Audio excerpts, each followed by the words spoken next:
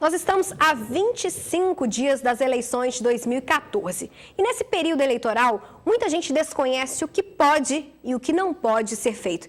E para tirar algumas dúvidas de vocês, telespectadores, eu recebo hoje o Marconi Cunha, que é advogado. Marconi, seja bem-vindo ao Jornal Educar. Obrigada pela sua presença. Obrigado a você, Isabel. Eu que agradeço o convite. Marconi, vamos começar então sobre o que mais irrita a população, que são as propagandas volantes. Muita gente nesse período eleitoral não quer ouvir aquela barulhada, o que pode, o que não pode, qualquer carro pode se tornar um carro volante aí de propaganda eleitoral. Como é que funciona essa regra? Isabel, boa noite, primeiramente, né? Na verdade, o que a gente está vendo que mais irrita o pessoal é a questão do excesso de volume dos carros e a questão da sujeira na rua e de excesso de propaganda. A questão dos carros, o que acontece? Os carros eles têm que respeitar o limite, eles têm que ter um carro de som, tem que ter uma caixa adaptada para ele, tem que respeitar o limite de 80 decibéis durante o dia e 60 à noite. Próximo de repartições públicas e de igrejas, escolas, fórum, prefeitura, hospitais, a cerca de 200 metros de distância, eles têm que desligar o som. Na verdade, eles têm que abaixar. Só que eu, quando me contrato, eu sugiro desligar para não ter problema. Tá? E da mesma forma, essa distância se refere aos cavaletes, que na próxima eleição, se Deus quiser, vão acabar. Já é o projeto aí. Então, na verdade, os excessos é que são os maiores problemas aí nesse período eleitoral. Redes sociais, Marconi, o que pode, o que não pode? Como é que a pessoa se resguarda aí nesse período eleitoral de ficar divulgando esses candidatos? Como é que funciona essa questão? Bom, em relação às redes sociais, o candidato ele tem que, antes de abrir a página dele e começar a divulgar, a própria Justiça Eleitoral exige, assim como domínios de internet, que ele informe a Justiça Eleitoral, né?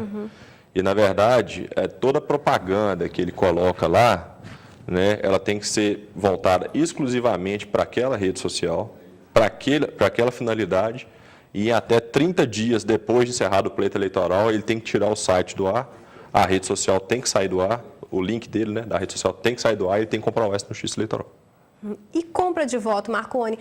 A compra de voto é uma das regras que a gente sabe, todo mundo conhece que não pode, né? Mas como é que funciona? Ainda existe isso? Será que ainda acontece, Marconi?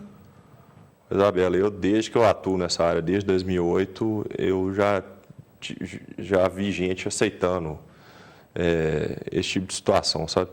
Até de candidatos adversários, que eu não posso citar nome, até por uma questão de ética profissional, mas eu acho assim, a conduta mais abominável do ser humano, porque se você tem que ter 18 anos para tirar a carteira, se você tem que ter 18 anos para começar a trabalhar no mercado de trabalho, a não ser na condição de aprendiz, entendeu? E você ter o poder de, aos 16 anos, exercer seu direito de voto, você vai vender seu voto? Se você vende seu voto, você vende sua família, você vende o resto, entendeu? Então, eu acho que até esse descontentamento e essa questão dessa campanha eleitoral um tanto quanto morna, eu acredito que possa ter até a ver com isso, porque a ficha do povo está caindo, sabe? Então, essa questão de compra eleitoral, eu acho a coisa mais abominável do mundo.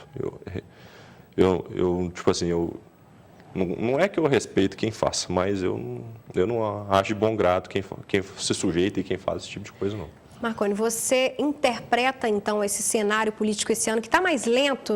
A gente não está ouvindo tanto falar em política, as eleições estão mornas esse ano, né? Então, Marconi, se associa também a essa questão da insatisfação da população? Na verdade, eu associo em relação à insatisfação mas também em relação às manifestações de julho do ano passado, né? Que, querendo ou não, balançou muita coisa, incomodou muita gente, né? E aquilo foi uma demonstração de que a população realmente está insatisfeita, né? Não dá mais, a questão chegou no ponto que não dá para o gestor mais, seja de que esfera for, ter aquele tipo de conduta, eu vou resolver para você dar um tapinha nas suas costas e de cozinha, né? Desculpa falar assim, né? Ou ele mostra resultado ou ele está fora, né? Tanto que essas eleições, além dessa questão da morna, nunca se viu uma quantidade tão enorme de candidatos em todas as escalas, em todas as esferas de poder. Então, isso é um sinal que o poder está querendo mudança, né? Sim, todo mundo buscando por isso. Né? Marconi, e essas contratações em período eleitoral? Porque período eleitoral também surgem e aumentam aí as demandas de emprego, né? Gráficas funcionam em maior quantidade, os trabalhos aumentam, principalmente porque é até um período de muita poluição visual, né? A gente tem muito panfleto e são fixados muitos cartazes, enfim. É um período também que há muita contratação. Como é que são feitas essas contratações? O que pode, o que não pode?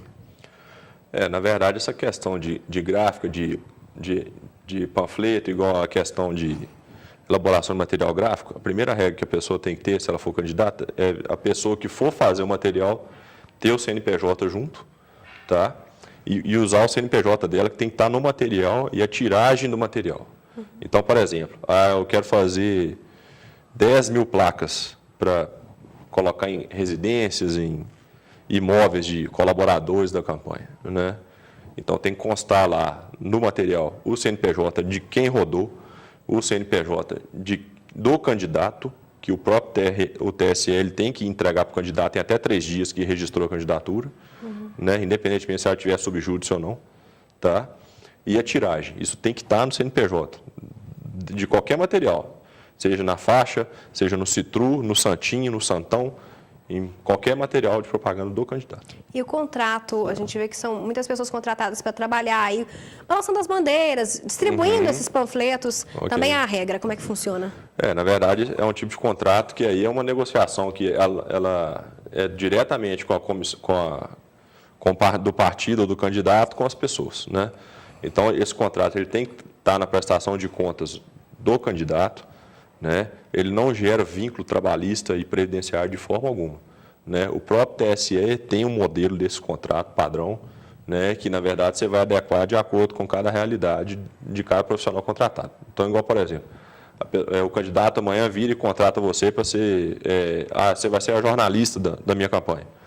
Mas isso você tem uma agência por trás? Então, faz um pacote geral que contrata a agência e junto com o trabalho da agência vai o seu trabalho junto. Então, é uma coisa que é extremamente minuciosa e que a gente tem que estudar caso a caso para não ter problema, sabe? Marconi, mais uma questão, essa fixação desses cartazes nos espaços públicos, como é que funciona essa regra? Isabela, a questão dos espaços públicos, o que acontece?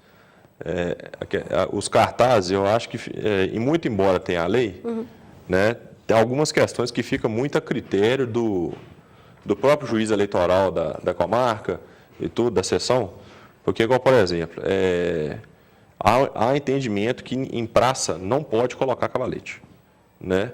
Mas há entendimento de que você pode colocar o cavalete no passeio de uma praça desde que você não atrapalhe a circulação das pessoas. E no caso de Ponte Nova, você tem que respeitar 1,20 m de distância do passeio, para não atrapalhar, para não contrariar o código de posturas do município, né? Você não pode colocar cartazes de candidato em estabelecimento empresarial nem a 200 metros daqueles mesmos lugares, daqueles mesmos locais que eu te falei na questão do som, tá?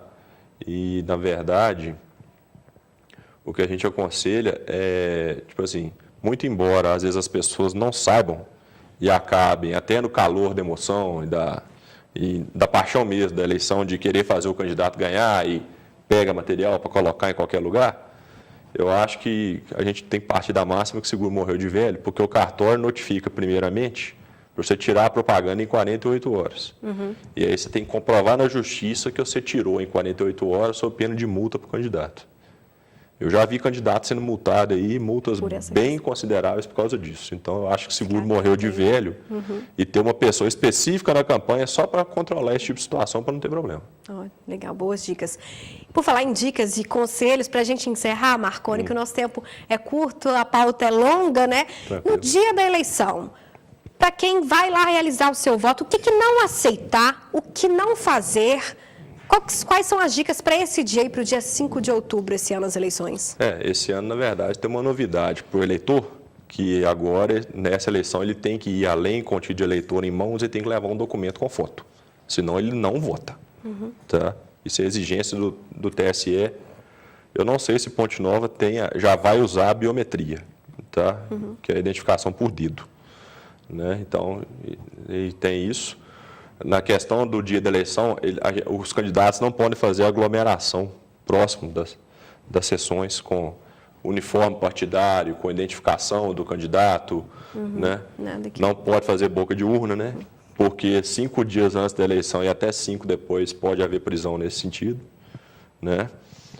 E, na verdade, não pode fazer propaganda de candidato, né? E a gente vê uma coisa muito triste, a gente que trabalha na eleição, e até em algumas delas eu fui delegado de comissão eleitoral, a gente vê uma coisa muito triste, é de madrugada os candidatos jogando, ou pessoas próximas a eles, os panfletos, jogando e a rua panfleto fica na rua e sempre sujando suja, a né, rua, sabe? Ninguém tem nada com No isso. dia de eleição, a rua sempre suja. Entendeu? Então, isso é muito triste, Fica porque atento aí a você onera o município, você onera o Estado, você onera todo mundo, né? Então, o recado que eu queria deixar para quem for candidato agora, vamos fazer esse ano diferente na eleição, não vamos sujar a rua, não. E vamos melhorar essa imagem aí Vamos da melhorar a política imagem, do nosso Brasil, né, Marcos? vamos resgatar a questão das pessoas acreditarem mais, vamos valorizar seu voto, procure saber quem que é seu candidato, da onde que ele vem, o que ele já fez, o que ele pode fazer por nós. Mas, ao invés de pensar só no seu umbigo, vamos pensar de forma coletiva, que se você pensar no coletivo, você atinge o individual. Muito obrigado pelos conselhos, Marconi, pelas dicas aí Eu que te agradeço. dessas eleições de 2014. E estou à disposição a qualquer coisa. Obrigada, Muito obrigado a Marconi. você.